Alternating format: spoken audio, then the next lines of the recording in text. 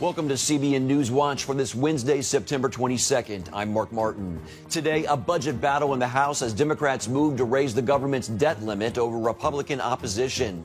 And progressive Democrats block funding for Israel's Iron Dome anti-missile system. The president facing a growing crisis at the border. We're going to have a look at his UN speech and how the rest of the world now views his foreign policy. Plus, Christians facing severe persecution. Those charged with Christianity often face summary executions or are forced to live out the rest of their lives inside political prisoner camps. How a brutal communist government targets and tortures believers. Here at home, the next film in the God's Not Dead series coming to theaters. The hope is that it encourages people in their faith. It's a movie that touches on some hot-button issues facing Christians in America today. In Washington, where Democrats in the House passed a bill to raise the debt ceiling and keep the government funded with no Republican votes. Democrats say the measure is necessary to avoid a government shutdown, but Republicans call it big government socialism. It is imperative that we adopt this continuing resolution to keep the government open and serving the American people during this challenging time. Democrats are asking Republicans to sign a blank check for their reckless spending. The bill faces an uphill battle in the Senate. Republicans won't go along with increasing the debt because Democrats can pass it by themselves. And the GOP doesn't want to sign off on the Democrats' huge spending plans. The bill passed the House after progressive Democrats blocked funding of Israel's Iron Dome anti-missile system. As Chris Mitchell reports from Jerusalem, many in Israel see the vote as a threat to one of Israel's main front lines of defense. Progressive House Democrats, including Alexandria Ocasio-Cortez and Ilhan Omar, reportedly wanted to strip the $1 billion from the bill for the Iron Dome anti-missile system, or they wouldn't vote to fund the government. Democrats passed the bill without the funding, but House Majority Leader Steny Hoyer says he plans to call a vote later this week to fully fund the Iron Dome. House Republican Minority Leader Kevin McCarthy tweeted, "While Dems capitulate to the anti-Semitic influence of their radical members, Republicans will always stand with Israel." Earlier this year, Cortez, Omar, and other progressive Democrats in the House and Senate proposed defunding the Iron Dome while Israel was fighting a war with Hamas. During that war, the Iron Dome successfully shot down hundreds of missiles fired by Hamas into central and southern Israel. Hamas fired more than 4,000 missiles at Israel during the war into civilian areas. Former Israeli ambassador to the UN, Danny Danon, told CBN News the vote is a troubling sign of the direction of the Democratic Party. I'm worried. I'm worried that those voices become louder. We know it's not the majority. Not in the Congress, not in the Democratic Party, but they are vocal. We expect our allies, and we have a lot of allies in the Congress, to speak against those voices. So I'm telling AOC and Rashida Tlaib and all those, they don't care about the Palestinians. They don't care about the Israelis. They care about getting headlines and getting support for their radical ideas. Chris Mitchell joins us now from Jerusalem. Chris, Democratic leaders, that is, say the Iron Dome funding will eventually pass, but we just heard Ambassador Danon's concerns about the influence of these left-wing Democratic voices towards Israel. Are these concerns shared by other Israeli leaders?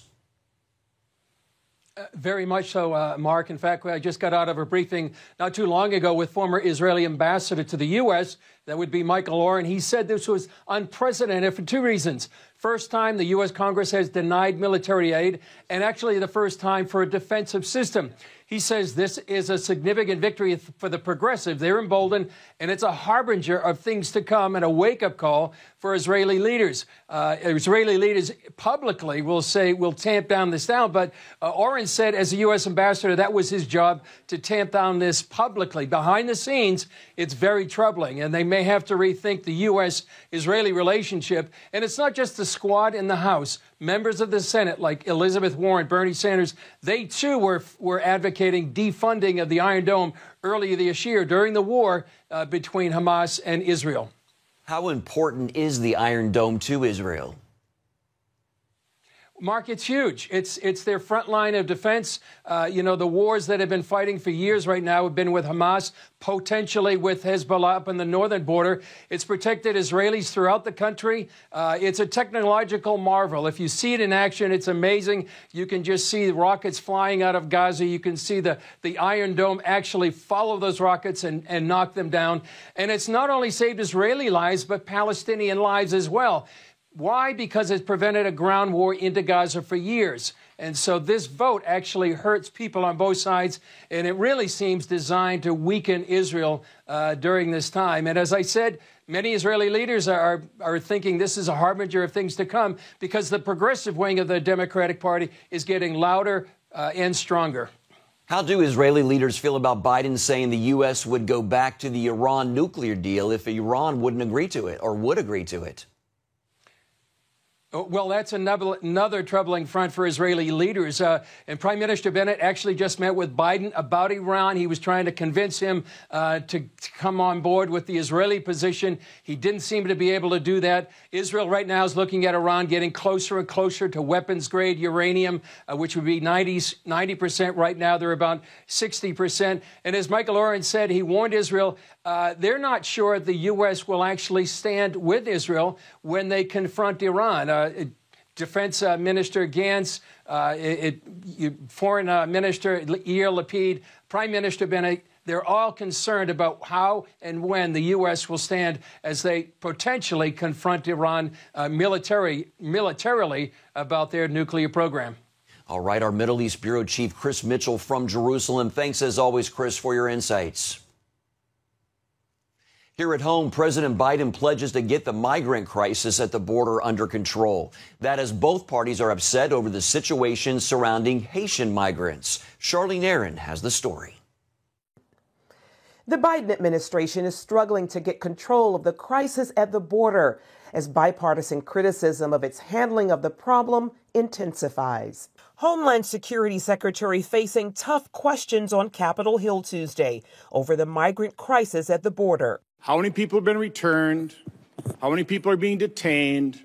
How many people have been dispersed to all points around America? Senator, I would be pleased to provide you with that data. I want them now. Why don't you have that information now?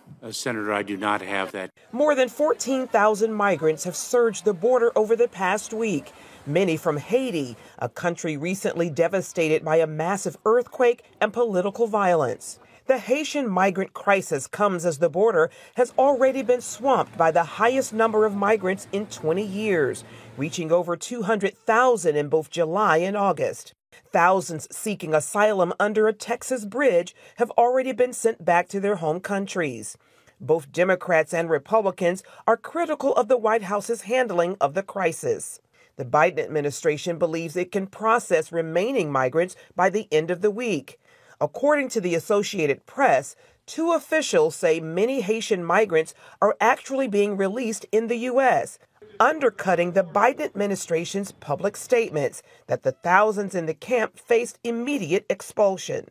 Texas Governor Greg Abbott at the border Tuesday. They have shown no capability of being able to process all of these migrants by the end of this week. The only thing that they've shown is an incapability of dealing with this crisis. The president promising to get the situation under control. We will get it under control. For now, at least 10,000 men, women, and children are still under the Del Rio International Bridge. Charlene Aaron, CBN News. Coming up, how the United States is seen at the United Nations and around the world under the Biden administration and its foreign policy. President Biden promised to take on COVID-19, climate change, and human rights in his speech to the United Nations Tuesday, and he emphasized diplomacy and international cooperation in the wake of the U.S. pullout from Afghanistan. We've ended 20 years of conflict in Afghanistan, and as we close this period of relentless war, we're opening a new era of relentless diplomacy. But Biden avoided the harsh criticism from U.S. allies following his chaotic pullout from Afghanistan and diplomatic blow-ups with France and other European allies.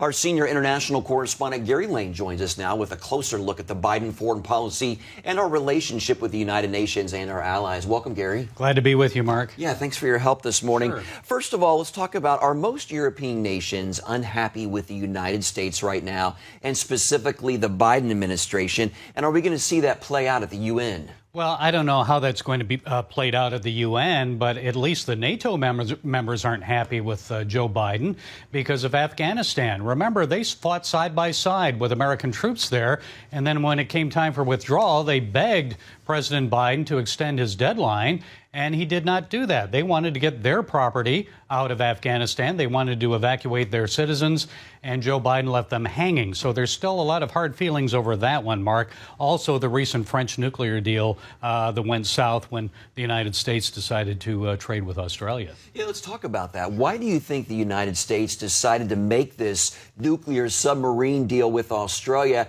And would you say this is a reflection of the concern related to China? Yes, it is concern related to China because China has been very aggressive in recent days. They've been making test flights over Taiwan. They've been threatening the U.S. over Taiwan. In addition to that, they're threatening U.S. allies in the South China Sea. Their Navy is on the move, making very aggressive moves in the South China Sea, building islands and then attacking other ships. So this was a concern for that. But here's the rub on this, Mark. It's a $100 billion deal for 8 nuclear submarines, nuclear-powered submarines with Australia. But the earliest of these will go into operation 2014 at the earliest, maybe as late as 2060. Or 2040, I'm sorry, maybe as late as 2060. So we're 20, 30, 40 years down the road here. That will do little to protect the South China Sea and Australia and the region from aggressive China. And let's talk about that rub against France. What happened there? I mean, obviously the French very upset, pulling their ambassador from the U.S. Talk about that, and what can the U.S. do to repair that relationship? Well, that has never happened in the history of the United States. Of course, the French helped us win our Revolutionary War against the British. I don't know if we could have done it without them. Definitely the war would have been prolonged without the French. And here Joe Biden does this deal behind the backs of the French. And the French, it meant big bucks for them. And it's going to take a long time to heal the wounds from that one. Of course, the Afghanistan deal or withdrawal, the president met with Boris Johnson and the British at the UN. He's trying to heal that relationship. But the French, that's going to take a lot longer to heal that one. How is the U.S. being perceived at the United Nations and the Biden administration specifically versus the Trump administration? And would you say that the U.S. is losing relevance around the world, or is it the other way around? No, I think we're losing relevance. And I think, you know, Joe Biden is putting an emphasis on multilateralism, but there's a difference between emphasizing multilateralism and being weak. You can act multilaterally, but still show strength and leadership. And that's what I think most of the people in the UN are concerned about. Also, there was no mention of China's human rights. I don't even think he mentioned China at all. He said Xinjiang province when he referred to a human rights issue there, but he didn't elaborate on that. And basically, China's the elephant in the room with their violations of human rights. And there was no mention at all about China. Trump did that when he gave his speech. You know, some people say, ooh, he's going after China. He's going after other countries. He shouldn't be doing that at the UN. But where else are you going to do it? You have a global platform there. And President Biden, instead of using a global platform that he has, a soapbox, basically was using a step stool. Okay. Thank you, Gary. Thanks for breaking it down for us. We appreciate it, as always. Well, coming up, still ahead, a look at one of the biggest threats to the church and the world today and how difficult this dictator nation makes life for Christians.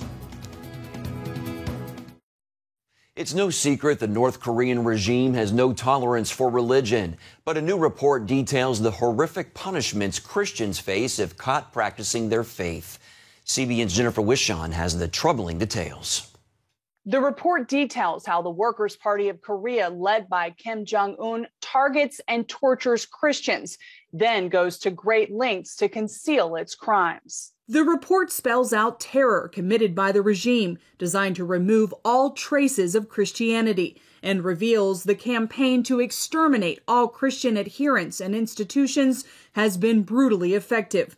North Korea's secret police, the Ministry of State Security, are incentivized with promotions when they apprehend Christians and other believers. Those charged with Christianity often face summary executions or are forced to live out the rest of their lives inside political prisoner camps. In-jae Wang interviews North Korean defectors who have experienced or have firsthand knowledge of abuse. One victim, who was arrested for the possession of a Bible, was detained in solitary confinement, starved, and beaten with a metal rod used for cleaning rifles. Christians are the most persecuted because of the faith's association with the U.S. and Europe.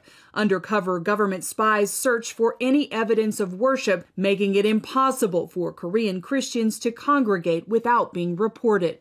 All the Christians that we interviewed before this report told us that they dared not practice their religion together with any other people. Even children are taught from a young age to be suspicious of Christianity. Schools, young children are taught that Christian missionaries are spies of the countries who seek opportunities to invade North Korea.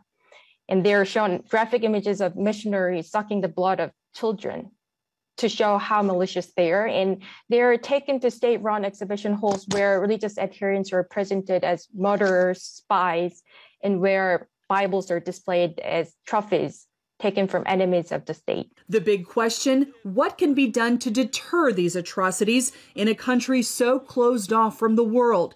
Some experts say targeted sanctions are effective because Kim Jong-un cares what the world thinks of his regime, a fact demonstrated by show churches set up by the government to feign tolerance to the outside world and efforts to cover up persecution. There's a reason that they go to incredible lengths to conceal the political prison camps. There's a reason they have built show churches and show temples and have acted as pretend congregations for foreign visitors in Pyongyang. There's a reason they respond so aggressively to Human Rights Council resolutions that condemn their human rights record more broadly. And there's a reason why they push back so hard against targeted human rights sanctions. Meanwhile, North Korean Christians and others continue to suffer and inspire. You know, it says something about the power of faith, that in the face of that kind of just egregious, ongoing, systematic persecution of people for their religious beliefs, people still choose to believe. Commissioner Davies says the world should know the U.S. Commission on International Religious Freedom is painstakingly documenting these abuses, and the persecuted are not forgotten. Jennifer Wishon, CBN News. Coming up, the hit Christian movie series God's Not Dead is back briefly in theaters. It hits home with its title, God's Not Dead, We the People, and takes a cinematic look at something at the core of American values, our freedoms. Welcome back to Newswatch. It's one of the most popular Christian movie series of all time, and it's back with the latest installment, God's Not Dead, We the People. It touches on some of the hot-button issues facing Christians in America today. Here's a first look with Ephraim Graham in Studio 5. America is a country so blessed with prosperity. It only makes sense that much will be asked of her in return. To whom much is given, much will be required. The story of God's Not Dead, We the People ties both directly and indirectly to the events of the previous film. We have recurring characters. You'll see some familiar faces from the first film and the second film and the third film. So it was great fun to be able to direct some of the returning cast that played their same roles and see how they've grown. And so the series has matured. Those characters, as a result, have also matured, and myself included. I'm here to review your homeschooling environment. The challenges that Rebecca faces are not so much personal with her family, but more with this idea that someone is going to say, you can't live the life that you want to live, and we're going to take this ability to educate your children the way that you feel led to. We're going to take that away from you and force you to do things our way. And that's a big challenge to overcome, but it's amazing to see how she approaches that in the film. And your lesson plan is the Bible? Well, for theology, I'd be hard-pressed to find a more appropriate book. My character is me. I'm just bringing myself to this one, and I personally want to fight for God. Every family in the co-op has just received a court summons. How is that possible? They're willing to fight for it. They're willing to lose everything for it. I mean, I'm talking about losing their careers, losing their house, and everything they ever worked for. If your children do not show up at school a week from Monday, you will be charged with contempt of court, meaning you will be incarcerated. He's a believer. He loves his family, he loves his wife, and he really, really loves God. I think we need to have more roles like this, positive leading roles, and someone who believes in family and God and country. Now that's an effort in the way to mandate universal educational guidelines. All of a sudden, they're going to Washington to plead their case, and our freedoms can easily be stripped away from us if we don't stand up. Homeschooling is like a weed to these folks, and they just want to yank it out. Which is why I think we should fight this. Just want to make sure you understand.